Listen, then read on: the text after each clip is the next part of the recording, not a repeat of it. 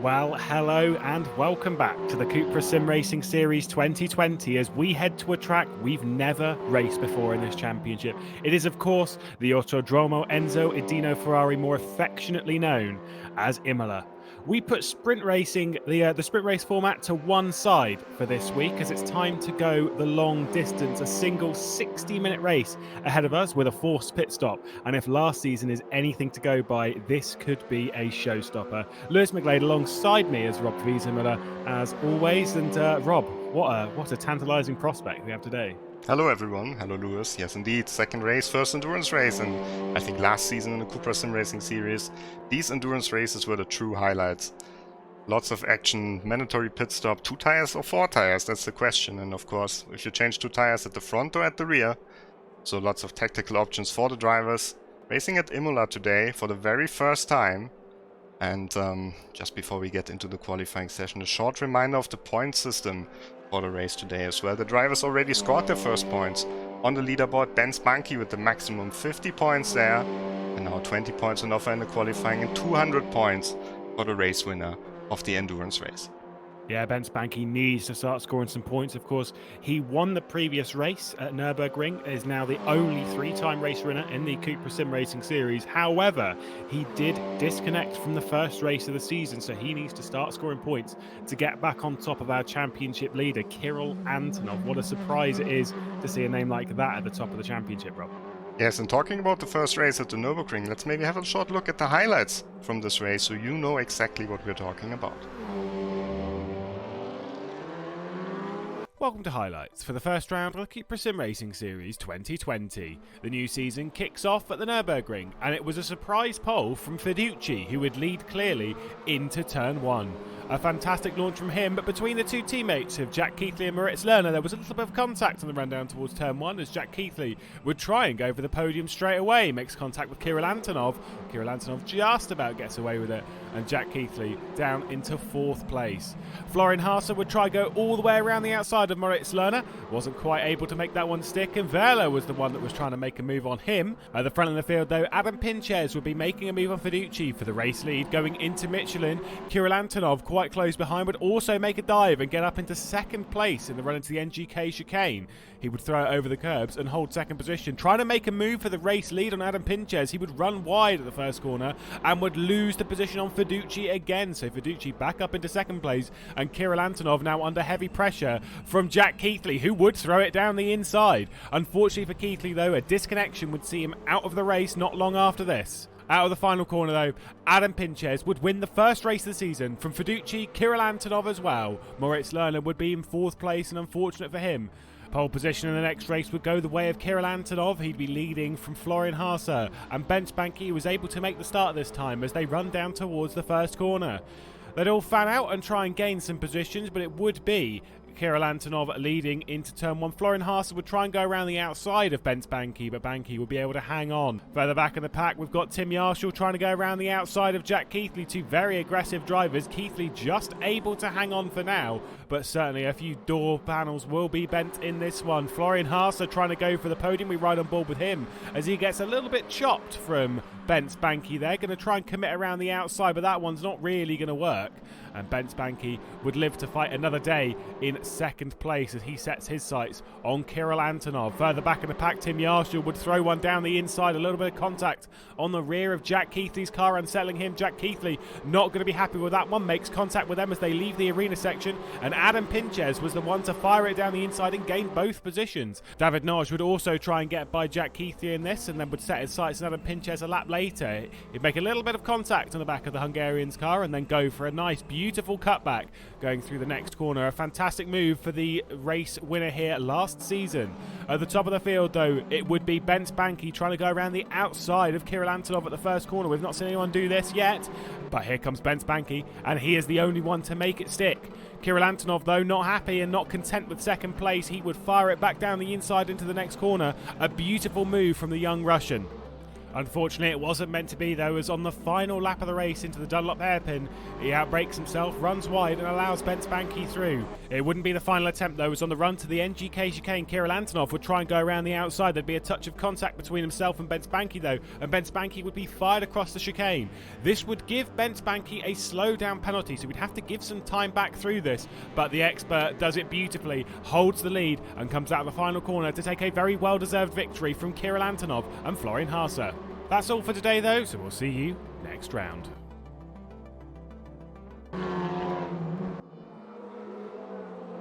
So there we go. Despite not winning a race, Kirill Antonov probably a little bit the star of the show at the Nurburgring. You can see his white and red CUPRA Leon competition already, as we're in the qualifying session here at Imola. What a beautiful track, beautiful, nice evening weather in Italy. Good weather to sit on the terrace, drink a tea or so. No, they're racing here for 60 minutes. Lots of action coming up. And let's see who's actually leading the point standings. And we can see Kirill Antonov, 24 points ahead of Moritz Löhner. Yeah, what a stunning job he did last night. To be fair, in the practice session, you Kirill Antonov fans out there, we know you're out there.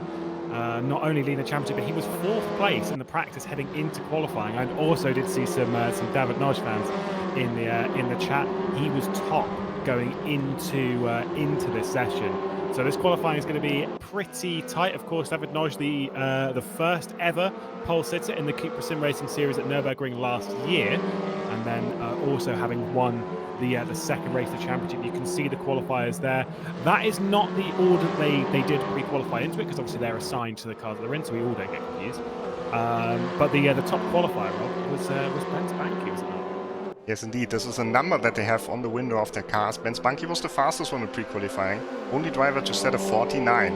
Very impressive job from the driver who's now leading the all-time statistics with 3 wins in the CUPRA SimRacing Series. But qualifying is already underway, and a lot of strong names qualified as well. Keithley did, Fiducci did, the Italian, David Notch, of course Antonov, and Florian Haase got in over the reserve list. He was very lucky to make it.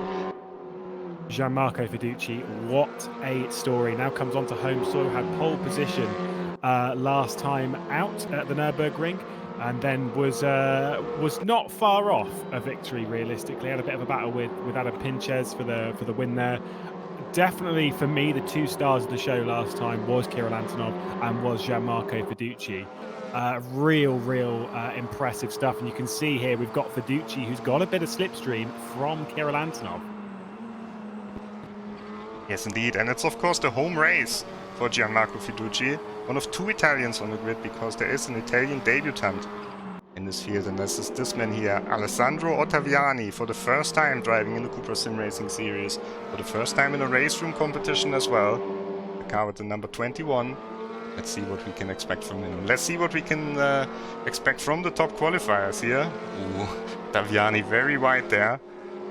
Moritz Löhner, one of the first cars out on track. I think it's Hasse in front of him in the blue and white car. The drivers will not change the livery throughout the season, so you can get used to it.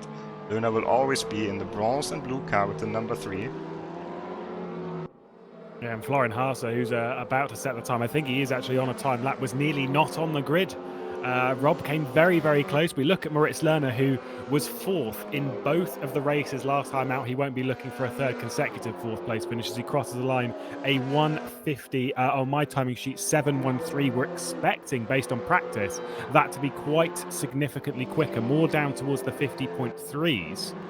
Fiducci into 2nd, Ulrich into 3rd, finally on the grid. Last time he couldn't make it due to technical issues. But David Notch, the fastest man from the qualifying practice here. He's on a lap now, and he could go even faster.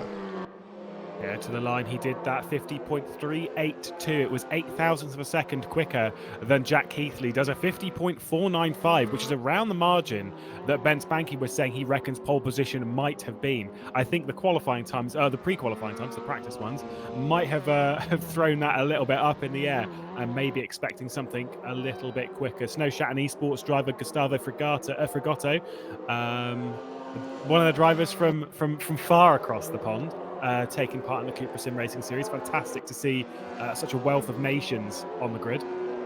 Up to P5, not bad. Not bad.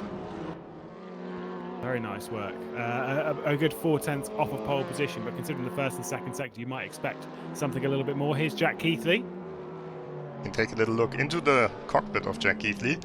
It's not quite a real cockpit because this is sim racing, of course. Everyone's driving from home, and Jack Keithley there in his room. Having a little look at the camera. Look at the audience. Seeing who's watching him. Unfortunately for you, Jack, it's all of us right now. See if he, as he throws it over Variante Alta, and then the run down towards Ravazza on his qualifying time. He's done a 51.2, and then it's going to set a second consecutive time, so not doing anything too bad to the tyres. The run down the hill, clips the apex nicely. It's such an awkward couple of corners, and you've got to make sure you get this one right, because especially in the race, the pay for it is so long, because it's such a long run from the final corner to Tamburello. We'll see what he does. He's in 10th position at the moment. We would expect a little bit better position-wise from the drive from Ipswich. So the line goes to second, much better, 50.670. Yeah, good lap from Jack Keithley, second in practice as well, behind Notch. So no surprise there. You see him quite far at the front. And Emre Cihan here, he was second in the pre-qualifying. And these curves that he just went over, both in the chicanes, the really high ones, and then these gold or yellow ones on the right side on the exit, they are really dangerous for the suspension of your car. Yeah, we've spoke before time and time again about how gravel traps in RaceRoom, if you're running through gravel traps, you have to be careful because it can damage your suspension. It's the same thing with curbs as well, so they do have to be careful across the 60 mirrors. In qualifying, it's okay. You know, you can throw it over the curbs and it's fine. If you get damaged, you can just escape and try again. It's okay. In the race, though, we've only got a single 60-minute race. Emre Cihan up to 4th place, nice lap time.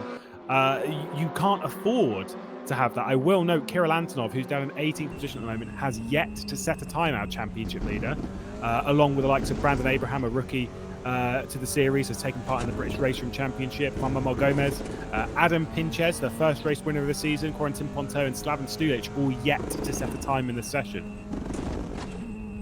Yes, we are missing one driver. Yeah, I just wanted to say that Antonov now up to P5.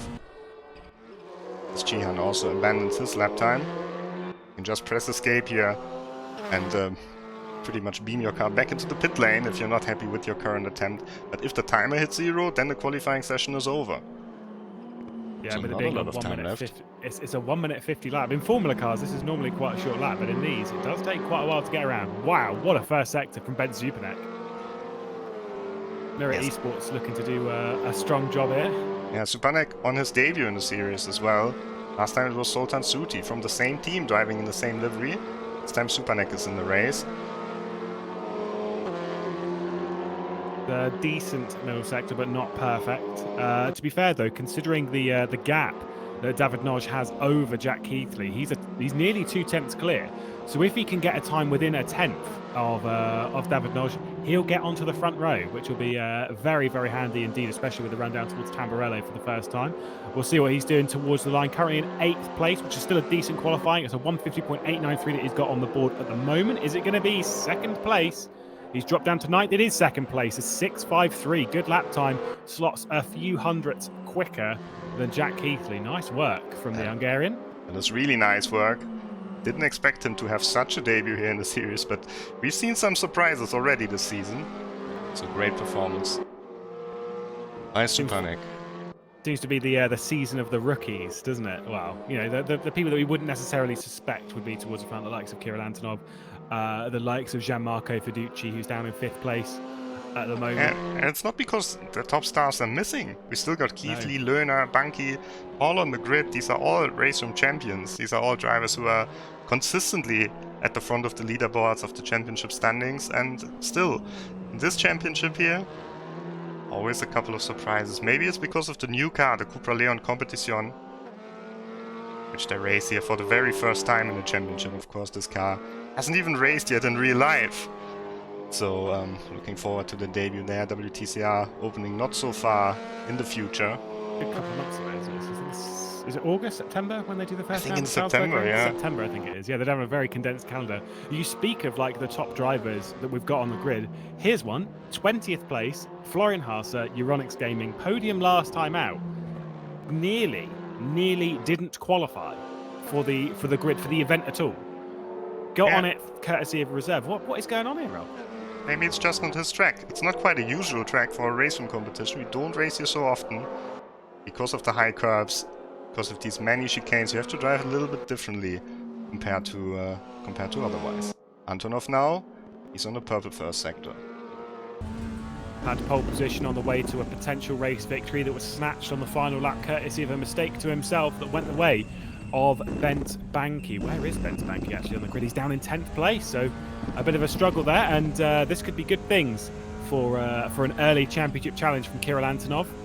As he runs down towards Variante Alto, he's going to really throw it over the curbs here. You'd suspect it's an okay, it's pretty decent in the second sector. Nice. The thing is, though, is like I say, because there is no warm-up between this, so they've got to get used to how they're taking those curbs in qualifying, where they can abuse them, and then dial it back a little bit in the race to not get any suspension damage. There's no warm-up to practice that. You just need to be like well-versed prior to it. Comes out of the final corner, Kirill Antonov, who's in 8th position. If he improves by just over a 10th, he will move onto the front row of the grid ahead of Ben Zupanek, and it's looking like that is very much a possibility as he runs towards the line. 3 minutes and 40 seconds left. Purple, final sector, decent lap time, moves up into 3rd position, instantly deposed from 2nd by Emery Chihan. Fantastic work. Oh, look at Banky, he's got a slipstream there as well. I think that's Brandon Abraham ahead of him. This could be pole for Banky. Only P6. Only 6. Must have been mistakes at Ravazza. What a shock. I am baffled by that because those sectors looked absolutely fantastic. The first sector, everyone seems to be able to get a little bit of one up on David Noj. As we look at one of our rookies coming out of the final corner in 18th place. Nice job at the moment. Not signed up by Mirror Esports, though, the Hungarian. See if that changes after this round. To the line 13th. Nice work.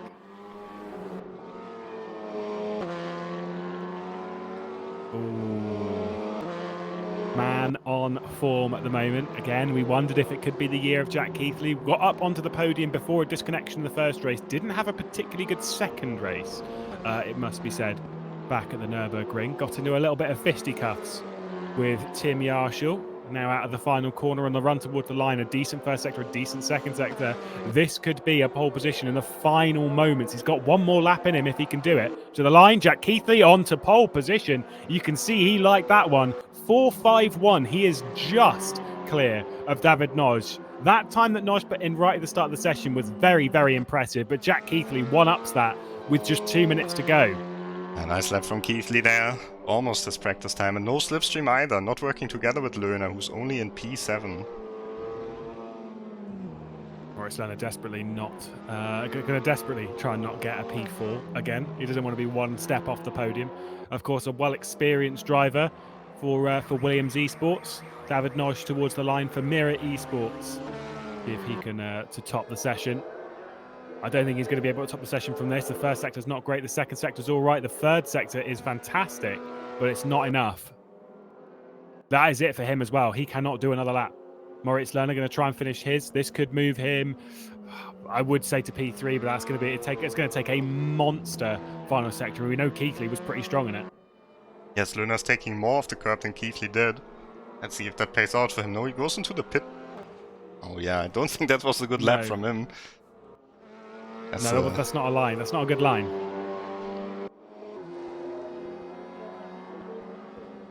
Manuel Gomez up in 9th place, the Argentine. Snow Shatton doing very, very well. A couple of positions ahead of Gustavo Fragotto. So some good stuff coming from the Snow Shatton team. Of course, we've known them for a little while. They raced in a series about 5 years ago that we were all taking part in. A nice team, nice group of guys. Little bit wide out of the final corner there for Juan Manuel Gomez. That could be an improvement. He improved from 9th place. What a fantastic early qualifying effort this would be. He does to P6. Fantastic work. What a drive. Gets ahead of Bent Banky, of Moritz Lerner, of Gianmarco Fiducci as well. What an effort that is. Yeah, but it is Jack Keithley in the end who takes the pole position here. The second race of the CUPRA SimRacing Series. at Imola for the 60-minute race for the endurance race with the pit stop. Notch second, and Cihan and Antonov. Supanek in P5, great debut from him ahead of Gomez. Then Banki and Löhner, two of the favorites. Fiducci in 9th on his home race, and Thorsten Ulrich in starting in P10. So we will just have a short message and then we're back with the race.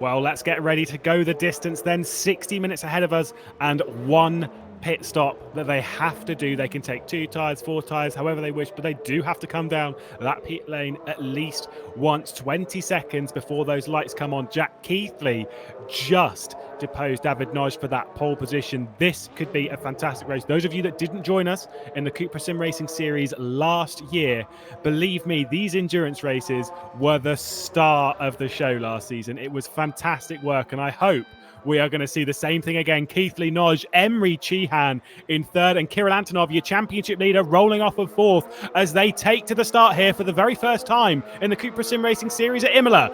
As we run down towards the Tamburello chicane for the first time, it's a clear launch from Jack Keithley. David Noj behind him, Emre Cihan just trying to get up into 2nd position, looking down the inside of the Hungarian, looking down the inside of Jack Keithley as well. A touch of contact between the two of them as they run over Tamburello. They're still rubbing wheel to wheel. David Noj also trying to get through Kirill Antonov, staying patient in the background. Emre Cihan, the Turk, up to the lead. You can see the train behind them. Jack Keithley dropped from 1st to 2nd. What a start that is from Emre Cihan. Ben Zupanek has got by Kirill Antonov. You can see those two in the background. The blue car of Ben Zupanek now going to try and go around the outside of Tozer. Oh, you got Moritz Lerner as well trying to get a bit involved. There's a touch of contact there, and I think that was David Noj who's really copped the most of that one. Ben Zupanek for Mirror Esports teammate going to try and get by on the run up towards Piratella for the first time. He's the one on the inside. Decent launch from Moritz Lerner, who's up into 5th position. Kirill Antonov, after a semi-decent launch, now down to 6th position, Rob. Yeah, what a start from Emre Cihan that was, though. With the aggression there in the first corner, not known for that at all, and I think this is what caught Keithley by surprise. I thought it would be a good start for Notch. He looked very strong off the line, but then Cihan into the first corner, just timed it perfectly and took the lead of the race ahead of Jack Keithley. He was pretty close though, and of course they have to watch out. Long race, pit stop ahead, and suspension damage always possible on these high curves.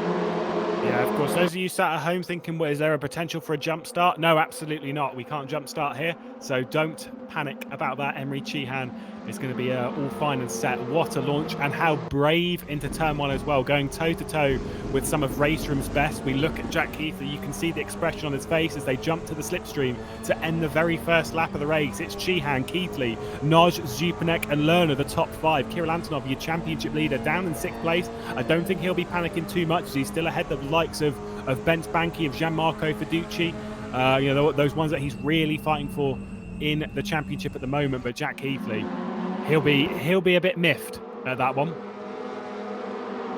Yes, for sure, but nothing's lost. Still in 2nd place, and he's got a good gap to the 2 Mirror Esports cars. Oh, someone shoots off the track in the background. That's Florian Hasse. That's a shame. His time here. I think he's done for the race. There you go. Escapes from it. Just got onto the grid, courtesy of a reserved spot, but unfortunately not really too strong here today, and being turned out of Tamburello straight into that wall. That's a big shame for the German. Had a great battle to get onto the podium with Moritz Lerner last round, but nevertheless not going to happen here today. It's a long season though. It's much longer than the season we had last year. It was only 5 rounds last year. This year it is 13. It is a very, very long season. Yes, it's a long season indeed. You can also join it if you go on game.raceroom.com and select the CUPRA SimRacing Series in the competitions, or if you just start your game. Participation is free and the qualifier for the next race is running. We have to look a bit further back. Slaven Stulic there, right behind the battle of the 2. I think that's the 2 Verle twins. It is indeed. It's Lucas leading Leandro thus far. Of course, on your timesheet on the left-hand side, we can only see the L Verle. But you can see there, it is Lucas leading Leandro. You've got Slaven Stulic behind this, Corentin Ponto, who's moved up a decent amount. Gustavo Fragotto has dropped back quite a lot in this race. He's actually at the back of that pack. Unfortunately, it's not really worked out too much for the third Brazilian on the grid. Yeah, it looked like he was the pace setter for the team here, but it once again is Gomez in P7, who's the fastest out of them. Doing a great job.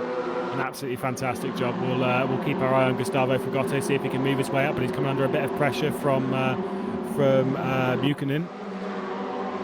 Almost past Ponto there. We have to go back to the front to Gomez, because he just lost the place to Ben Spunky. And there's another battle forming up. And that is right ahead of this group. This is the battle for P3. Superneck behind David Notch. And then in the background, Lerner and Antonov. Oh, Antonov was trying to go around the outside. So it's not really an ideal move. But then again, the going around the outside of the first corner at Nurburgring wasn't an ideal move. And Ben Spunky still managed that one. So you never know, and it's always worth a go. As you run through Piratella, you can see how close they get on the run down towards Aqua Minerale. A fantastic complex of corners, very, very tricky in most cars. In a front-wheel drive, just as much. Anyone's thinking, oh yeah, but these are quite easy to drive. It's very easy to lose the rear end through. You've got to keep a little bit on the throttle as Kirill Antonov throws it over the curb. That's not ideal.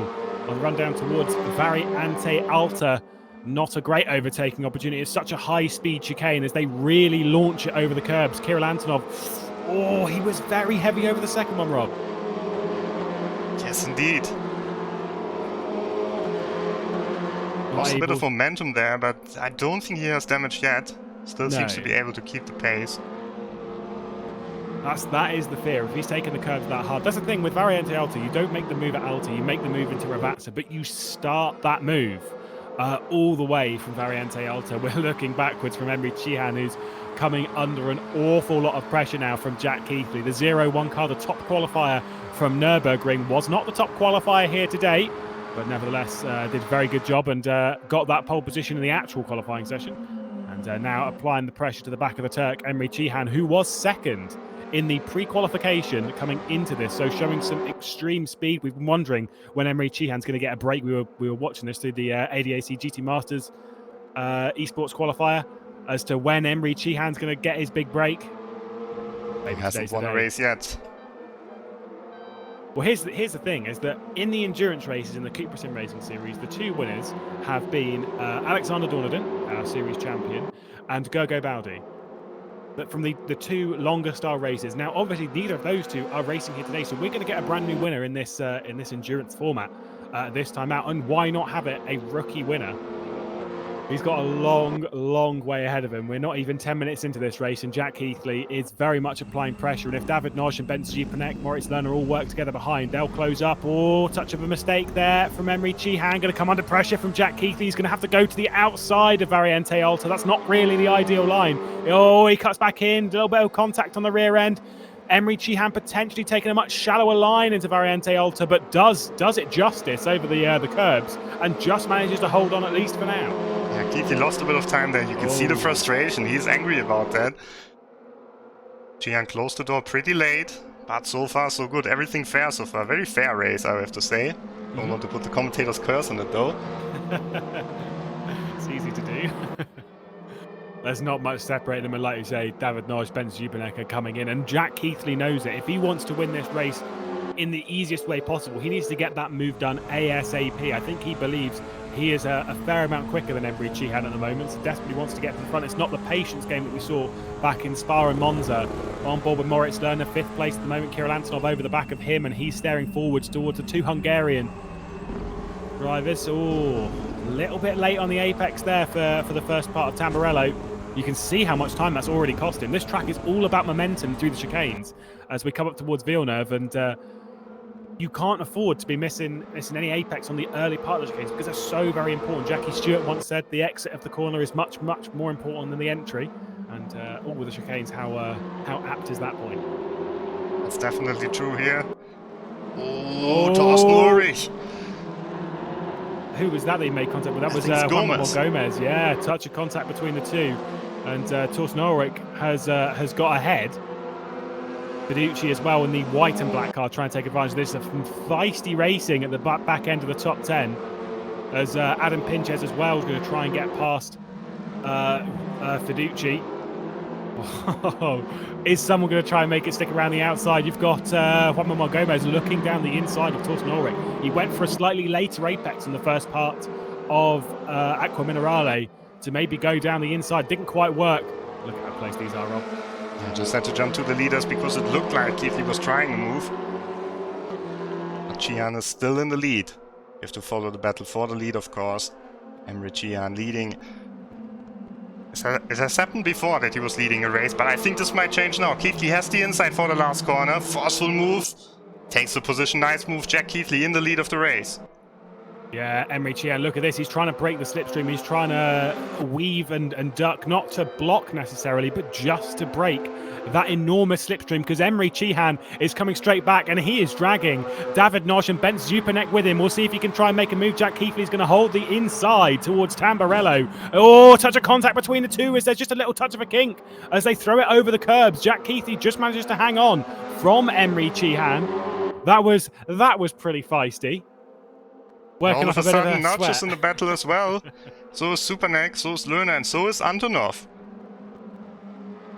People wonder why we were talking about how these races are genuine top quality in this championship. It's so much fun. Oh, look at the defensive move from Ben Zupanek on Moritz Lerner there. Lerner trying to go around the outside, maybe opening the door to Kirill Antonov as well. We've got 6 for the lead. Ben Spanky as well, not too far off the back of that. I'm sure he's broken the previous group. He's dropped from Torsten Ulrich and Juan Gomez as they've been battling and trying to close up to this top battle. Jack Keithley is going to try and break the slipstream straight away, but Emre Chihan is not slow at this location. What an opener. What an opening 10 minutes to this race here at Imola, the first endurance race of the season. Let me see a move in the chicane. Luna was thinking about it. Taps the back of Zupanek. It was tight. Zupanek misses the exit of the corner there. It's possible to get a slowdown penalty if you cut too much. We saw that from Ben Spanky at the Nurburgring, where he was fired over the chicane by Kirill Antonov and then got a slowdown penalty. Basically just pulled it up on the apex of the final corner, managed to take the victory. Out of the final corner, I think Jack Keithley is really pounding in the lap times right now. You can see he's got half a second clear as we look for the battle for 4th place. This is Moritz Lerner, who's going to try and get by Bent Zupanek and try and get onto the back of David Nosh in the fight for the podium. Could it be a 3rd consecutive 4th place finish for Moritz Lerner? We'll find out in 50 minutes time. He's going down the inside at Tamburello. Should be a decent move. Touch of contact between the two and Moritz Lerner. We lose them behind the trees, but as we emerge from it, it is Lerner who is up into 4th place and Kirill Antonov staring at this thinking, come on, I've got to get through this as well. Going up towards Villeneuve. He's going to have to drop back in line surely. There's no dive there that's really worth it. He did think about it a little bit, bless him. I think he will think about it here even more. There you go, try and go for the cutback. Oh, it could be very well timed. He's going to be just about there on the route to Piratella, but as it kind of just creeps away on the right-hand side, I think, yeah, it is going to be Bent Zupanek who is going to have the advantage up the hill. We've got a bit of slipstream as well from Moritz Lerner, and, well, Zupanek's just going to hang on from the Russian. The more they battle, the more the likes of Bent Spanky are coming into this, and the race definitely not over for the lead as Emre Chihan is very much there, and the top driver in practice coming into this, David Nosh, very, very much a part of this as well. Jack Keithley's not... Has he won it? Oh, he won at Macau, didn't he? Yeah, he won the 2nd race. Yeah. Macau last year. Antonov with a mistake there in the chicane. So what's the top block? Keithley, Lerner... Sorry, Keithley, Nosh and Ben Spanky have won races and no one else has, correct? I think that's correct. Lerner has won a few in other championships, but never in the CUPRA SimRacing Series. Respectfully, Williams esports in general haven't been that strong in the CUPRA SimRacing Series. Their time in it last season wasn't particularly strong. Jack Keithley got into a lot of fisticuffs, and he had a back of the grid drop penalty going into the last endurance race we had, which was at Monza. It was on Italian soil still, but Keithley had to start that one from the back of the grid, if I remember correctly, and this time started it from the front and is leading from it. Emre Chihan's got a lot of pressure from the Hungarian of David Nosh behind. Race winner in this championship. Oh, Moritz Lerner as well. He is so much a part of this train now. They're battling so hard that it's allowing everyone to come together. Yeah, I'm surprised that Bunky hasn't closed up yet, but of course he's not in slipstream range, and slipstream plays a big role in these cars in the CUPRA Leon competition. Of course, it's a touring car. It offers a bit more draft. And the top speeds are not quite as high as in maybe a super sports car or a Formula car. So it's all about these battles here that we can see. David Notch looks like he's the next one who could try and move. What we'll see is the sun. Slight distraction there. Of course, the orange light of it is a little bit of a throw off. But of course, they've been practicing with this kind of level, and so they're all used to it now. But boy, oh boy, did it look good as they run down towards Ravazza again. And this corner is very tricky. It is indeed. It's so easy to lock a front left. With it being, though, we're nearly 15 minutes into the race. We are approaching the pit stop window at a rapid rate of knots. And I think we might see someone maybe coming in now already. This would be possible. It would be indeed. You can see there the blocks have appeared to the right-hand side of your on-screen graphic to show you who's pitted and who's not. Of course, no one's pitted yet. As you can see, a defensive move from Emery Chihan, just trying to keep back David Noj. Not able to get by there, not even trying it realistically. As much as they can pit early, do you want to break out of the slipstream? Do you want to stay a part of the slipstream battle? Do you want to break out and try and get some clean air? Is it going to be quicker in clean air? That's the question. We've seen it often that it's quicker to pit early. Mm-hmm. Just because especially if you change two tires, the difference between the two axes isn't that big if you pit early, and usually you just have a better grip level throughout the race. And of course you can gain the track position when you have a faster car. But then Keithley is pulling everyone here with very fast lap times. 51.9 from Keithley. Oh, Keithley has to watch out now. Chihan tries around the outside. Oh, Chihan gets the cutback. He's going to have to do it around the outside of Aqua Minerale. That one's never going to work as he's now under pressure from David Noj. He's going to try and do the same thing. Going to go around the outside. Is he going to be able to do it? He's definitely given it a good attempt. Emery Chihan is still down the inside though, as there's just a little rub going over the curbs. Dodges the yellow ones. Oh, with side-by-side up towards Variante Alta. This is just going to cost them both time to Jack Keithley, who's going to fall in line. At the moment, I'd say the advantage goes to Emery Chihan. Certainly does so. And David Noj falls back in line. Fantastic display and a great attempt. But whilst this is all happening, Bent Banky is edging up closer and closer. He is nearly within a second of the top six. Luna maybe the next one to try. Just 100th behind David Notch in the braking zone here, but he doesn't go for a move. He's waiting for his opportunity. With 43 minutes still on the clock, has good reason to do so. Chihan is going in. Oh, early pit stop from the Turkish Emery Chihan, and whilst that's happening, I think it may have just broken up that top battle enough to allow Jack Keithley a little bit of fresh air. He'll try and take advantage of this bit of slipstream from David Noj, but a fair way back, getting a little bit of a push. Oh! Big contact. Ben Zupanek straight over the chicane, now makes contact with a 0-6 car of David Noj. He has cut that courtesy of contact from Kirill Antonov. Massive mistake. Very similar to what happened between himself and Bent Banky. Surprisingly, through all of that, everyone is still on the road, and David Noj only lost maybe sort of 2 or 3 tenths of a second, dropping back from his teammate. Oh, further contact! What is going on? There is I think there's a definite slowdown for Ben Zupanek, and he's trying to drop that without dropping the position. And the big cost of that goes the way of Moritz. I don't know how you feel about that one, Rob, that he's been fired across the chicane and Ben Zupanek has gained from it. Definitely a scene for the race directors. They will review it post-race here. So no live stewarding, but drivers can send a report, and it's definitely possible. But who's even at fault there? Was it Zupanek or was it Antonov? Zupanek with another mistake, and Antonov could gain the position here. This might allow Lerner as well go for an attempt here. Zupanek closes the door. Oh, again, mate, more contact on the rear from the young Russian, same as he did last time on Ben Spanky. This is not looking so great for Kirill Antonov, our championship leader, getting a little bit frustrated behind the Hungarian of Ben Zupanek. And I think, yeah, it is definitely, like, at least from what we saw, Kirill Antonov was the one at fault there. At the same time, we don't know if Ben Zupanek moved, so I'll hold fire on any sort of real judgment until we see a better angle from it, which we won't do until after the race. Moritz Lerner, though, no doubt is the one that has paid the price of that one. You see Jack Keithley into the pit lane and David Noj going to take the lead. Moritz Lerner, Williams Esports as well, jumps into the pit lane. Early stoppers here. Yeah, 41 minutes to go. We'll go to Cihan in just a moment, but we have to see first what happens between Antonov and Supernek into turn 1 again. This time no car going flying. Oh! I spoke too soon.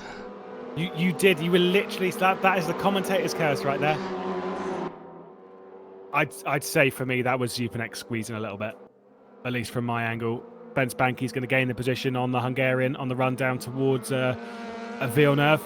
And up into third place, Ben Spanky then, Red Bull Racing Esports driver. Fantastic job from him. We look at Emre Cihan in a whole world of his own, not getting involved in any of this battle. I think he's going to be second. Is he going to be, or, you know, considering the pitters, is he going to be ahead of Keithley, though? Yeah, it's a shame we missed the camera on Keithley in the pit stop because he just pulled out a Sprite and took a little sip. He's a big fan of Sprite.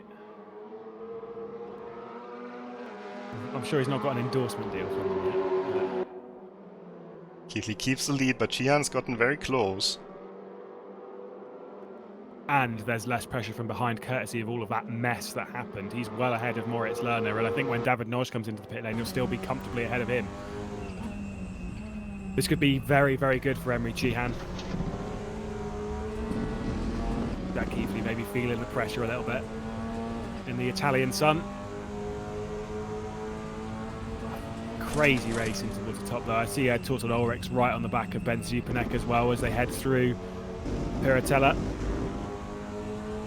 Is Emre Cihan going to be patient? If I was Emre Cihan, I would be patient in this scenario. I'd be like, look, I'm on the back of Jack Keithley. I maybe don't have to fire it down the inside straight away, but we need to just make sure that we're securing this position. Yeah. I don't think he's feeling that though. Oh, Stepanek lost some places. Antonov as well. I think they're in the pits as well.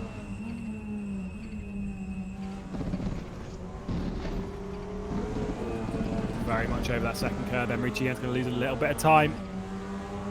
Yes, but they should work together because everyone behind lost time. Yeah. Notch lost time, Lerner lost a lot of time.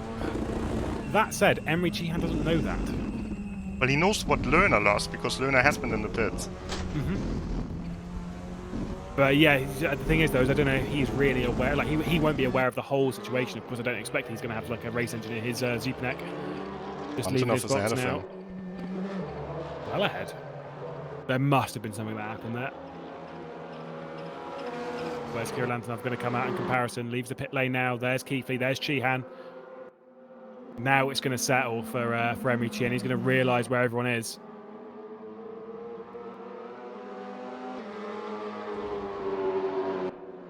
Yeah, and I think now the ideal strategy also shifts a bit. Maybe for Notch and Bunky it's now better to stay out late. Just try something else. Hope that Keithley and Cihan get into a battle and cost each other time. Well, the big question, this is the thing with this kind of race, this kind of show that we're putting on, and the drivers are really showing here. You can see Jack Keithley, Williams Esports, Moritz Lerner, Williams Esports, Kirill Antonov with a lot of guys, and then you've got the likes of Ben Spanky, who's Red Bull Racing Esports, and then you've got the Mirror guys. Emre Cihan, privateer. You're going to want to hoover up that talent. He's very much an up-and-coming talent in RaceRoom. Looked very strong earlier in the year, and that strength hasn't dissipated as we head into the second round of the CUPRA SimRacing Series 2020. And so you would assume there'd be a team looking at him thinking, oh, this is a hot prospect. Not just in the pits, meanwhile. And Spanky staying out. Just enjoying the clean air. Maybe thinking, if I can use it, I can maybe gain a couple of spots. Fiducci as well staying out, Pinches, Lucas Verla. Some info on Ben Spanky here on the screen. Second place last season and WTCR Esports Champion 2018. Can't get much more experience than him with only 21 years. Only recently signed to the Red Bull Racing Esports outfit. I remember when that came out, the news was dotted around of that because he was obviously he was a bit of a privateer in the recent past, was doing it by himself. Then has signed for that outfit and really has fit into it and does an incredible job. All out of the pit lane. Torsten Ulrich drive-through penalty for speeding in the pit lane. That's pretty big. Juan Manuel Gomez as well. Oh, Snow Shatton getting hit by one as well. That's a shame after a great opening drive thus far. Yes, Thorsten Ulrich, he won the VIP sim racing event from CUPRA. Not gonna win here today though with this penalty. There's no second race, just one long race, so that will be very hard to make up the time he loses. And it's so easy to do. We've seen it countless times in other races, with Keithley for example as well. Speeding in the pit lane, it can happen easily, but it's kind of a rookie mistake. Yeah, it's not really something we would expect from Thorsten Ulrich. He put on such a great display at the VIP event at Spa-Francorchamps and put in such a good drive to beat some of the sim racing's best, and then also our star drivers as well. We had so many of them, whether they were YouTubers or footballers in the sense of Marc-Andre ter Stegen. It was a brilliant event and a nice way to at least open the year for CUPRA, and we're continuing on in high spirits, even with everything happening in the world right now. And these boys are putting on such a great show. David Noj not really too far off the back of this. If they battle, then he'll be right back in the race lead, and we know that he's got some great pace from that practice session prior to qualifying. So potentially eyeing up these top two and thinking, ooh, I could be looking at my second race victory here in the CUPRA SimRacing Series. I don't think Ben Spanky's going to be able to get his fourth, but with him staying out, running a different strategy, you never really know. Yeah, Notch didn't lose so much time, to be honest. No. So maybe it is worth it. Conan is in the pit lane, second Russian on the grid. Gian, despite his mistake in the last corner, still able to stay with Keithley here. Battle for 9 and 10, you might think, well, why are we following this? The reason is they were already in the pits. You can see the green circle there on the tower on the left-hand side. That indicates that the drivers have been in the pits, have done their mandatory pit stop, so all of the drivers ahead of them still have to come to the pits, and this is virtually the battle for the lead. Yeah, of course, those of you wondering what is happening with the format, I swear it was a sprint race last week. We run two different formats in the CUPRA SimRacing Series, maybe a touch of a mistake there from Emery Chihan. We run the sprint racing format every other round, and then we run the endurance format in between that. So the sprint format is 25 minutes a race, and they have a qualifying session for each race this season, and then we come to the endurance format where we run a single 60-minute race, and they are remarkable. They are so much fun. Of course, the calendar being 13 rounds long. We've got a long run before we head to that final round of the season, and we've got plenty of these in store for you. If you want to take part, again, as Rob said earlier in the broadcast, you can head on to RaceRoom. You can just join the competition straight away. You can do it from online, or just open the game from Steam and stuff. It's all free to enter, and you don't have very long to enter for the next round because it is next week. Yes, over 6,500 drivers try to qualify for this race here. Last 24 drivers on the grid. The driver who was missing at the start, that's Attila Dina, forced feedback issues. That's why he's out of the race, and also out of the race by now, Bo Dixon, Brandon Abraham and Florian Hasse. Brandon Abraham's a bit of a shame because he did such a good job at certain points of the British RaceRoom Championship. Maybe a bit of a shock that he was kind of not quite as strong, but definitely an up-and-coming driver. For us Brits, unfortunately, not you Germans, I'm afraid. Speaking of Brits, Jack Keithley is in 7th place, now having to defend from Emery Chihan still. And whilst this is happening, 1.5 seconds the gap to David Noj. I believe he is closing that bit by bit. It's going to be tight. He's going to need these two to battle if he wants to close it, but still 32 minutes left in the race. You would suspect with Emery Chihan all over the back of Jack Keithley, there is a battle coming, still circulating to the front end of the field as we're approaching the halfway mark. We've got Ben Spanky, Gianmarco Fiducci, Gustavo Frigotto, who dropped back earlier in the race, Alessandro Ottaviani, Corentin Ponto, Michael Costa, all circulating without a pit stop. Yes, Ottaviani here on his debut, the second Italian on the grid. And there's one man who I think lives in Italy as well, vying for an Italian team from Croatia, Slaven Stulic. So kind of a home race for him as well. It counts. Absolute Motorsport Racing team, very strong on RaceRoom in these days. As this long battle with the Ballas Esports team, other strong Italian team, Ballas Esports of course, with Toccacelli and De Marco, but not in this championship. So this round kind of goes to Absolute, especially with Fiducci, who's in the pit lane now. Yeah, we'll see if we can get some of those guys to take part in the future round. You can see Gianmarco Fiducci, a pole sitter from the first round of the season, and podiums back there. Bence Bank, he's still staying out. He's going to the halfway mark. I'm going to come in, surely, unless he's going to leave it a bit late. I think, didn't he leave it quite late in the ADAC GT Masters Esports qualifier? I'm pretty sure he pitted very, very late in those. Not quite sure. I know it was always Hasse's strategy to pit late. Yeah. I'm not sure about Banky. But I think it makes sense for him, because he will be hoping that Keithley and Sheehan battle, and they are pretty tight. They're pretty close here. Oh, Gomez ignored the drive-through penalty. Disqualification for him. That's a shame. After a great opener, was running very comfortably inside the top 10. Juan Gomez, the lead driver from Snow Shatton Esports, out of the race and becomes our fourth, in air quotes, retirement, because it's not really a retirement. And it's easy to do. Just want to point out, Fiducci came out of the pits ahead of Superneck. What a stint he's put in there. Very, very smart then for the Absolute Motorsport Racing Team driver. Because by the time everyone else comes in, he might be looking slightly stronger than that. I think he should be in 17th. 17th? In 7th, rather, when Corentin Ponto comes in. The Verla twins. Very much the same on track. Can't separate him. The whole remaining Snow Shatton Esports team together in one shot here. And it could be possible that they end up in the top 10, at least one of them. Because Ponto also still has to pit. Would be a nice result to see one of those three inside the top 10.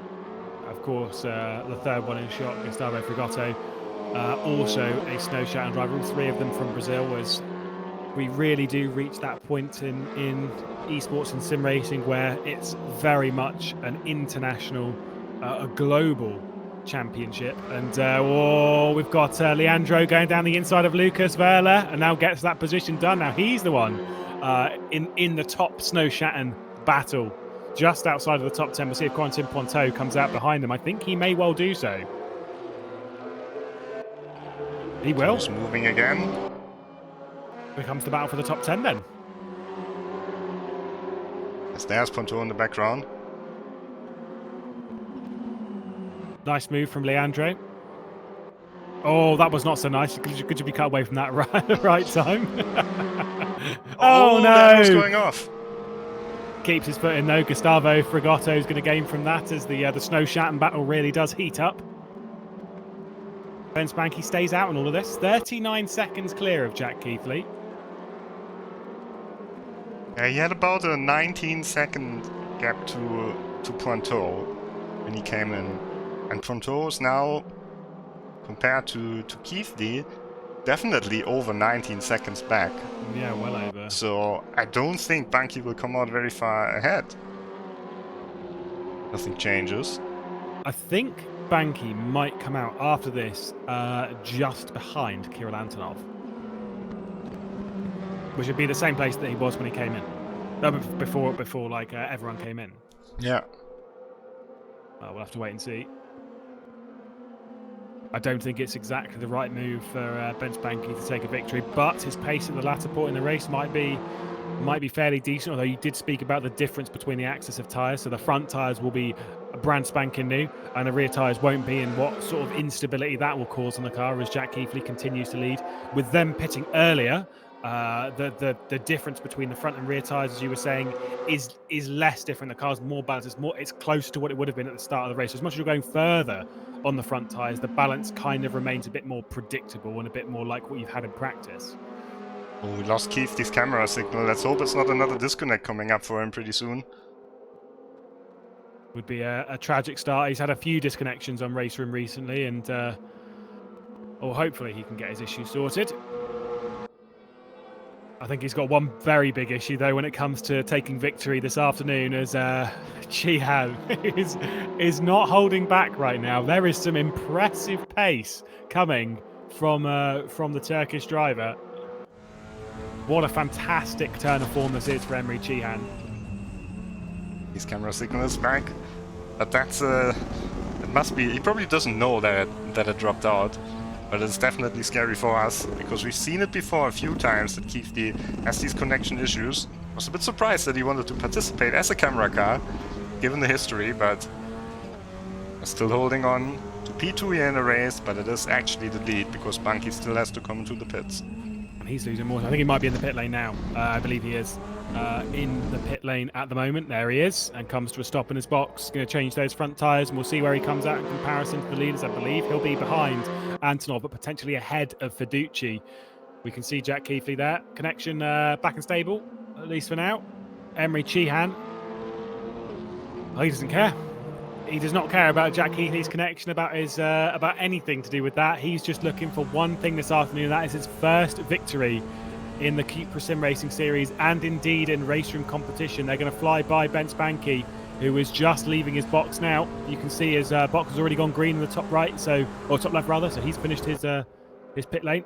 Oh, he's going to come out. Oh, Emery Cheehan going to try and go around the outside. Nope, not quite going to work. And Ben Spanky does in fact come out behind Kirill Antonov. That was a good guess. Oh, Antonov has got by Lerner as well and all that. Yes, indeed, he has. Oh, I think they're battling a little bit. Emery Cheehan. Oh, I thought he was going to fire it there in the second part. That wouldn't have been the smartest move in the world. But definitely feeling pacey at the moment. And it's a role reversal from earlier in the race. He's seeing David Nosh catching. He's thinking, I've got to get by you pretty sharpish, pal, because I don't want him to be fighting me whilst I'm trying to fight you. Moritz Lerner then deposed from 4th place to 5th. Whether he'll be happier in that scenario, because it's not a third consecutive 4th place. I'm not 100% sure. And they've obviously got Ben Spanky, who'll be on a bit of a mission to try and catch this lot whilst they're all separated.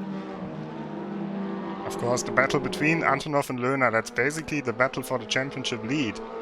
Because we have to see after the race how far up Keithley, Cheehan and Notch will jump, but Keithley and Cheehan don't have so many points yet. Antonov is first in the points, Lerner is second, and Antonov would... I'm pretty sure he would keep the championship lead if they finish like this. I'd agree. I think that is the case. Of course, points are handed out for every session. So we've got the pre-qualifiers, the ones to get into the round. You get points for that. You also get points for the qualifying session itself, and then you get points for the race. Of course, it's 200 points for the race. So you can't win the championship just off your qualifying and your pre-qualifying. You do actually need to do some good stuff in the race. Considering I think it's 50 points for a pre-qualifier, and then it's something in the same vein for a pole position. Yeah, it's 20 points for a pole position. 20, yeah. But you really do need to do the good stuff in the race. Oh, Cheehan touched the grass on the approach to the first corner there. Lost some more time, but because of the slipstream, he can always catch up again. But I think the next move might happen here. Lerner against Antonov. Antonov quite a bit more aggressive than Lerner. Probably one of the most aggressive drivers in the championship. But Lerner knows some tricks. He's been racing for a long time, has Moritz Lerner. And not only for a long time, but a long time at the top of RaceRoom. The German has won his fair share. Kirill Antonov. He'll be feeling the pressure. But like you said, I don't think he's not exactly scared. This young Russian, he doesn't get scared by anything. Doesn't matter who he's battling with. He has no fear. Very, very strong contender, and definitely not one that can be underestimated by these top dogs in the championship, by the likes of Keithley, Noj, Moritz Lerner, as he just pulls a little bit over there to just break the slipstream, get a little bit defensive. It's actually a line that makes sense in this corner, because he can run a little bit further out in the previous corner. So Antonov, definitely one of the drivers who improved the most over the winter. Championship winner in Russia. He won the Porsche Championship in Russia and the Lada Championship. I think that's how he got into the Lada team. He was not driving a Lada here, driving a beautiful CUPRA Leon Competition. His favorite colors, white and red. They do look fantastic. Brand new car for RaceRoom. Like you say, it's not been racing in the real world yet. And we are very privileged to have it in the CUPRA SimRacing Series in 2020. Moritz Lerner slipstream, and he gets out of the slipstream himself. He doesn't really follow Kirill Antonov there. I wonder if he's just not trying to fight Kirill Antonov and trying to be like, look mate, you just need to get on this. If we're going to get this podium, I'm not going to fight you now. You set your pace, try and catch David Nodge, and then I'll see what I can do. Because at the moment, if Moritz Lerner tries to make a move on Antonov, he doesn't really have anything to gain. He just gains the 4th place. But if he waits, if he's more patient, there could be a lot more to gain. And this is where Moritz Lerner's so good, is that he's such a smart driver and really uses his head. It's the same with the likes of Bence Banky as well. They're really smart drivers. Very good at using their head and seeing the bigger picture, even in a touring car race, which maybe is more about all-out combat. Yeah, and I think Lerner is a little bit afraid of Banky here as well. If they start battling too hard, Banky might catch up. He has the best front tires out of anyone in the race. And he's shown last time that he can overtake. Yeah, Bravy's being with the curbs, and you can see that line again from Kirill Antonov where he's bringing it over. I wonder if that also has I'm not sure about the steepness on the right-hand side as they come out back from Minerale. Of course, if you're attacking it at an angle like that, as much as you might be traversing more distance of the circuit, it is actually less steep if you go up at a slight angle, because obviously from side to side it's flat. It's actually, I'm just thinking from skiing here, is that the more angle that you go up, if you're going up at 45 degree angle, you're obviously not going up direct, which is not as steep, so that could also play a little part in it. I don't know if he's found that to be a faster line. He's quite an interesting driver, because he's also very fast in historic cars. You see most of these drivers here, they're racing GT3 cars as well. Some of them are good in Formula cars or prototypes, like Jack Keithley especially. But Antonov, his only RaceRoom race win was in the old Porsche from the early 90s with the H-pattern gearbox. So definitely not your usual talent. 16 years old only. Lerner is close now.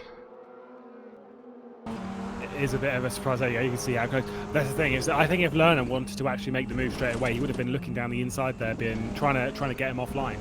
Just content with holding position at the moment. And whilst all this is happening, by the way, the top 2 are running away. They're now 2 seconds clear. It did get down to 1.5 between themselves, and David Nodge is now up to 2. Whether David Nodge is falling back into these 2, I am not sure. Because Cihan hasn't really attacked Keithley in the second half of the race. He's just been smart. He's been playing the right cards. And doing a very good job of it as well at the moment. Oh, just overcooks Aqua Minerale a little bit there. Again, not to fear. It's not a huge mistake. He'll be able to slipstream his way back up. But maybe a little bit of pressure coming in to Emery Cihan. He'll be sweating a bit. And Jack Keithley, I'm sure at the moment, will at least be cool, calm and collected, because Keithley has won his fair share. He knows how to win a race at this level of competition. Yes, the snow shatting guys, by the way, Gustavo Frigata is now the top of the snow shatting boys. And no surprise after the qualifying, after the pre-qualifying times, he was very fast here. He was also one of the guys who needed the least time to set a fast lap time. Was top of the leaderboard very early on. Of course, a real racing driver in Brazil, driving in the Stock Car Light series, quite some years now. He's got this real-life racing experience, probably more than anyone else here on the grid. And Lerner is finally going for the move, it looks like. No, once again he's not. He's still feeling pretty patient at the moment. There's still 2.2 seconds behind David Nodge. So curious as to why. I think Emery Cihan, by the way, has made another mistake, as there's now 3/4 of a second between himself and Jack Keithley. And he's dropping the back ever so slightly towards David Nodge. There's only 1.5 seconds between the 2 of them. There you go. You can see the gap just there in your foreground as to what's happened. Moritz Lerner. Like I was saying, though, with him being 2 and a bit seconds off the back of David Nodge, I don't really see that gap coming down unless there's a mistake ahead. Also curious to see that Bence Banky on fresh tyres, as much as he set a personal best lap of a 51.007, still not able to really catch these 2. The fastest lap time overall has been set by Kirill Antonov, 50.623. And would have put him quite far up in qualifying already. Yeah, it was a fair amount earlier in the race, but a very impressive time. Maybe we have some time now as well to show some of the cars that we don't see so often here on the stream, because the battle has calmed down a little bit. Albert Pozan was strong in qualifying, but not his race so far. P19, so he's the last car that is still running. But Pavel Mukkonen, the second Russian, on the grid, streaming on his own YouTube channel as well. Driving in P18 at the moment. They've been in trouble because they've lost some time. Michael Costa, the Frenchman from DT3 Racing Esport.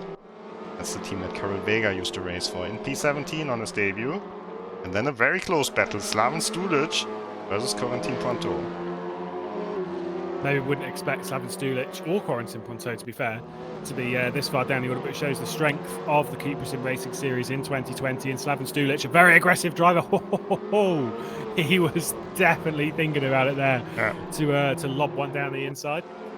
Two drivers who I think will do pretty well in the standings of the series, because they're consistent, they qualify every race, sometimes in server 2, but most of the time in server 1. They show up all the time, they know how to race, they finish the race, get the points, and with the long season, I think we might see some drivers dropping out of the series. We don't see Tim Yarshall, for example, in this race here. There are 2 drop scores, so it's possible to miss a few races, but with these two, you know, they can probably use some bad rounds as a drop score. And if you don't show up for one race, of course, then that's already one of your drop scores. Yeah, you don't really want to use those drop scores early in the championship, of course. They're nice to fall back on. And you don't get to choose which ones they are. Oh, Ottaviani down the inside of Torsten Ulrich, defending that position. 13th position is the one that he's currently running in. Torsten Ulrich not really having the greatest run thus far in the CUPRA SimRacing Series 2020. Was unable to do the first round. Did qualify for it, if I remember correctly, but was unable to do it. Yeah, he had some connection issues, I think. Couldn't make it to the grid at all. Pit window is now closed, but everyone was already in the pits. Ulrich is fast now. He had, of course, the drive-through penalty. So he should be a little bit faster than Ottaviani. Going to try and get him offline at Elter and then go for a cutback and maybe try and do him down towards Rivazza. Very comfortably in the slipstream and definitely close enough. By the way, the battle for the race lead, it just extended past a second. So wondering if that one's done for now at least. Ottaviani defending from Torsten Ulrich. Ulrich was not really close enough to do anything there, so he's really going to have to try and make something stick towards Tamburello, and he's obviously got the trio of the snow shatting guys directly ahead. So there's definitely a top 10 on the cards here for the German. Picking up the slipstream. It's going to have to be a bit of a dive into Tamburello, but defending down the inside, Ottaviani covering that one off nicely. No real gap there, no chink in the armour for Torsten Ulrich. Takes the second curb of Tamburello very hard, and that's cost him an awful lot of time. Maybe an attempt into Villeneuve could have been there if he hadn't taken that curb too hard. He clipped the gravel also a little bit. That puts some dirt on the tires, so in the next corners it's pretty much impossible to attack. Even in the front-wheel drive cars, it's not so bad. In rear-wheel drive cars, you can spin very easily. Yeah, closest battle now on the track, Lerner and Antonov still. But still no attempt from Moritz Lerner to take the 4th position away from the Russian, from the championship leader. And it's still 2 seconds to David Naj. I'm not sure this is working out for Moritz Lerner. If he wanted... Maybe he's desperate not to be 4th place right now. But that's the thing. If they want to catch the Hungarian, though, if Moritz Lerner, his best chance might be to get ahead of Kirill Antonov and try and do the heavy lifting himself. But Antonov is no slouch in this championship, so I kind of get the feeling that one's very much an uphill battle. 12 minutes to go in the race. There's still plenty of time for him to at least make an attempt, the Williams Esports driver. Oh, it's coming down again. It was a second. It was then 9/10. It's now 7/10 of a second. Emre Cihan with the second wave. Coming on strong here, the Turk. Could be a very spicy finish to the first endurance race this season in the CUPRA SimRacing Series.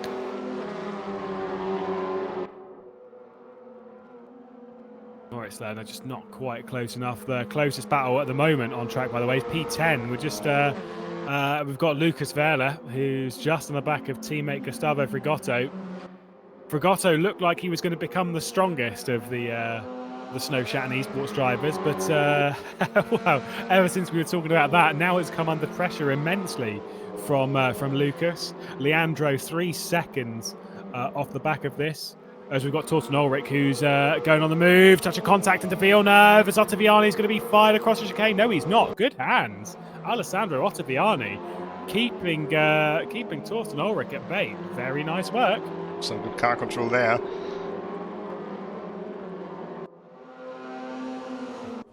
I also think that Slaven Stulic and Corentin Ponto might be a bit close.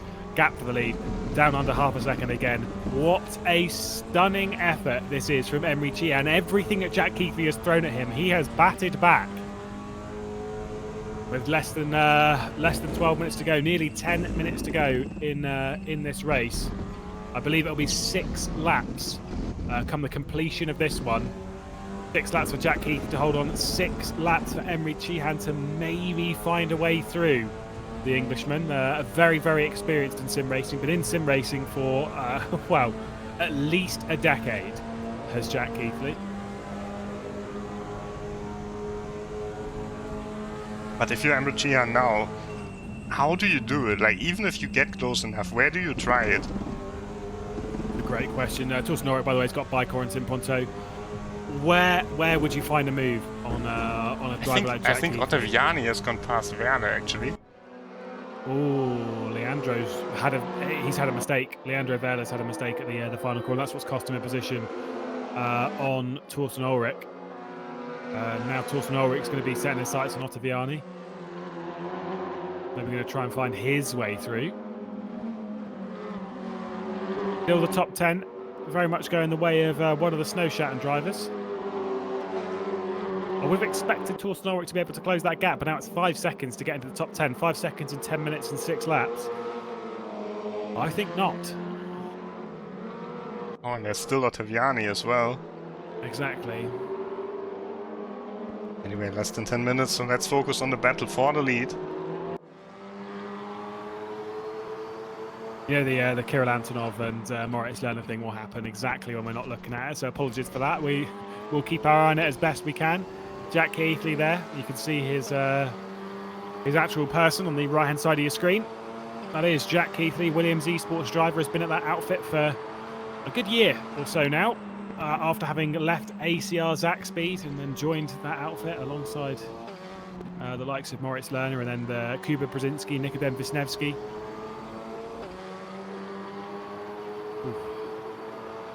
Where's Emre Cihan going to find that gap? It is so much pressure for Jack Keithley, but don't forget about the pressure for Emre Cihan. David Noj, I think, is well out of his chance of victory.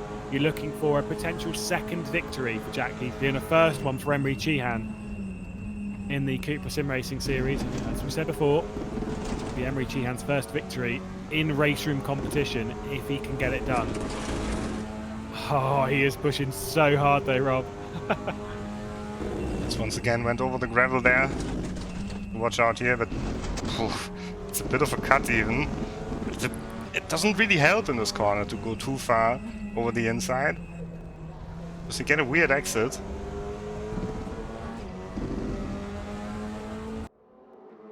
Oh, speaking of weird exits, I think David Noj went over the very far onto the tarmac in the background, the concrete runoff on the exit of Tozer. He's just sitting in a world of his own, maybe pushing a little bit too hard. The gap still hovers at 2 seconds from him back to Kirill Antonov, so I believe it should be, provided there's no mistakes, a comfortable run to a 3rd place finish for the Hungarian. That depends entirely if anything happens here. Top 10 at the moment: Keithley, Cihan, David Naj, podium. Antonov and Lerner just sitting inside the top 5. Still a second clear of Ben Spanky, who's trying to gain himself a little bit further up the order with a late pit stop. Then we've got Fiducci, who's just sat in a world of his own. Bence Zupanek also sat in a little world of his own, just ahead of Adam Pinches. And Gustavo Fragotto just hanging on to a top 10 position from one of his teammates, Lucas Verla. Helicopter cam showing us the battle for 4th place. Kirill Antonov, Moritz Lerner, and that 3rd car in shot is Ben Spanky, and he is coming quick. The 3-time CUPRA SimRacing Series winner, out of contention realistically for the 4th one this afternoon. Emre Cihan's as close as he's ever been, looking down the inside. Had to go back to the outside. What a start he had to this race. And Emre Cihan's really, really putting on the pressure now. He's lit the Bunsen burner and he's thinking, come on, come on, come on, I can do this. Where am I going to do it? They ride over the bumps on the run down towards Villeneuve. Jack Keithley's going to hang on at least for now. 6 minutes, 40 seconds to go. If there is one person that can deal with this kind of pressure, it is Jack Keithley though, Rob. Yeah, he's been very precise on the exits of the corners. I think, especially in the chicanes, his line is more tidy than the one of Jihan, so sometimes Jihan can take some more speed, but sometimes he also loses a little bit. And of course, Keithley has no slipstream here. Jihan has. But now Jihan is definitely in a position where he can make a move. Imola's not an easy track to overtake at. He's overcooked Acqua Minerale a little bit there. It's not an easy track to overtake at. It is immensely tricky, considering the only long slipstream zone in these cars is that run down towards Tamburello from Ravazza. With Ravazza being, whoa, massive excursion there for Emery Chihan. Everywhere else, though, it's so difficult. You've got to focus on getting good runs out of Acqua Minerale and then out of Variante Alta on the run down towards Ravazza, which we're doing now. You can't really do it into Villeneuve, then you're expecting a mistake maybe into Tosa, up the hill towards Piratella and down towards Acqua Minerale. It is a death trap. You can do it, but you need to be brave and you need to be with someone who's going to give you that little bit of room. Nearly 1 second is the gap as we head over the line. 3 laps to go here in the second round of the season for the CUPRA SimRacing Series 2020.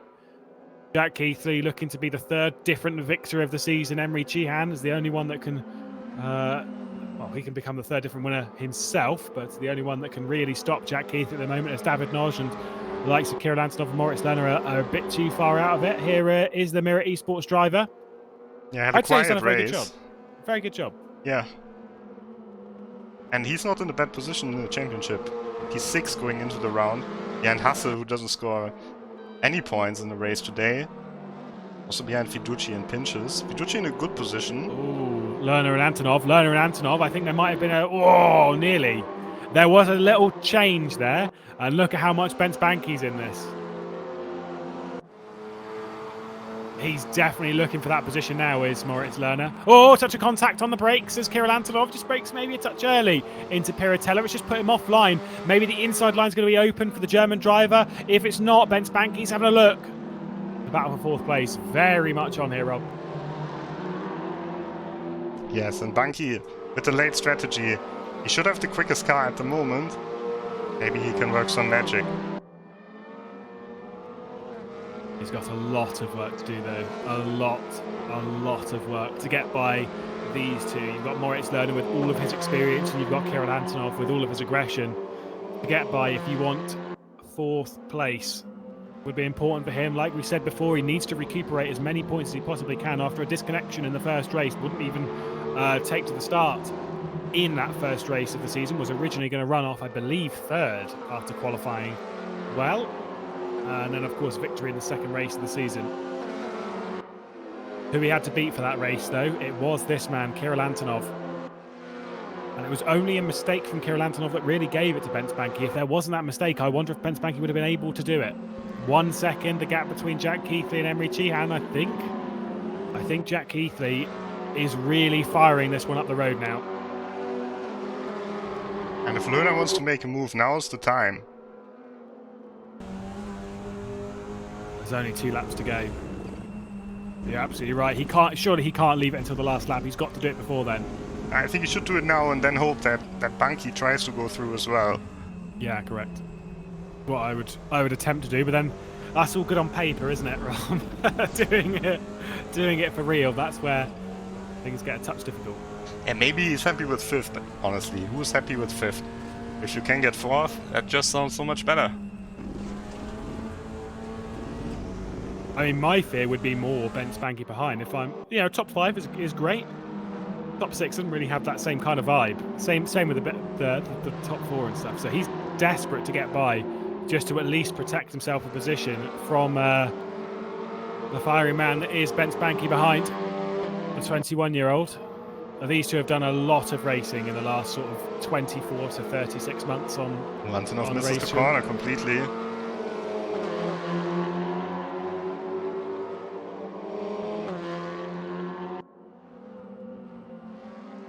don't know which way this battle's going. Kirill Antonov's just pulled out a little bit of a margin.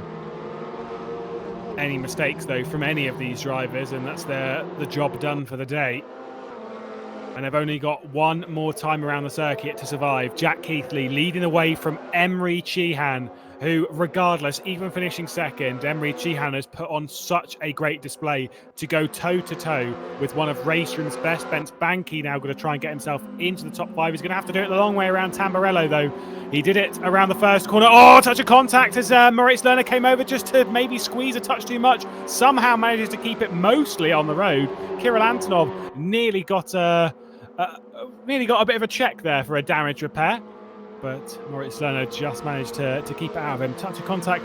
Like I said, I think maybe Lerner was coming across a touch whilst... similar to the scene with Zupanek, the second one. Yeah, correct. It's very easy to do in into Tamburello because it is quite tight and there is a kink just before it, and it kind of makes everything a little confusing as to the line into where people go. I think Bence Banky's going to be a little bit miffed at that. The top pre-qualifier coming into this. Didn't have a great qualification session though, and hasn't really shown the best pace all day. Did an alternate strategy to run as far as possible, and now on the freshest tyres of anyone in the race. Got the apex nicely, or very nicely indeed. He's going to have to go around the outside of Variante Alta. It's not really an ideal move. He's probably going to have to back out of this one. Maybe just going to try and force Moritz Lerner onto a different line. Moritz Lerner's wise to it though.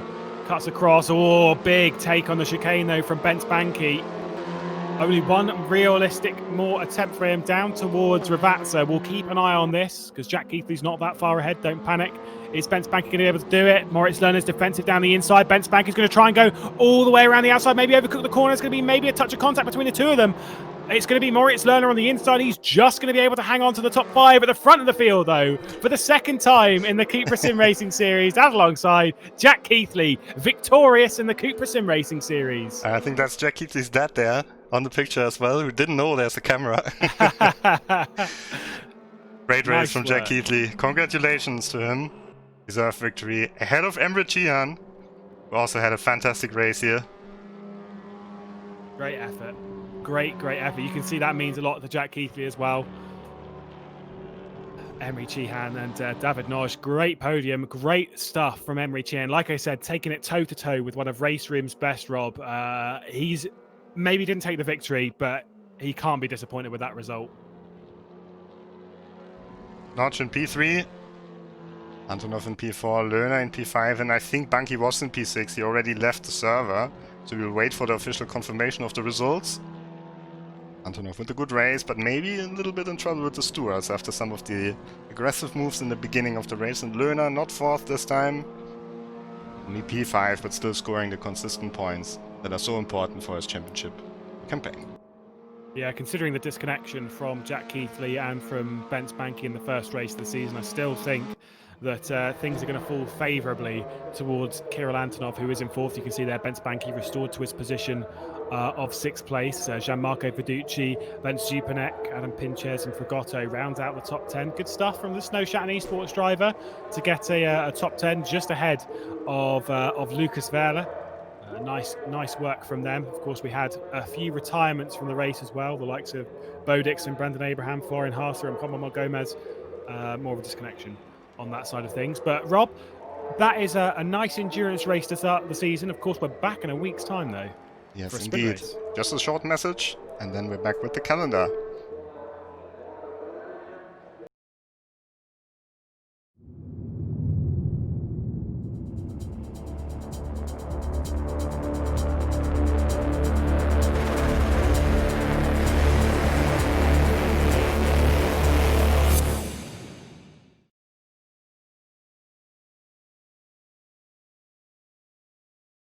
Well, what a race it was to bring to an end the second race of the season. You can see there the calendar that we've got. You can see in a week's time, we go to Circuit Zandvoort for a sprint round. So we've got 2 races that time. And remember, if you want to take part in it, you can do so. Load up RaceRoom from Steam and go and get yourself qualified onto the grid. It is going to be fantastic stuff.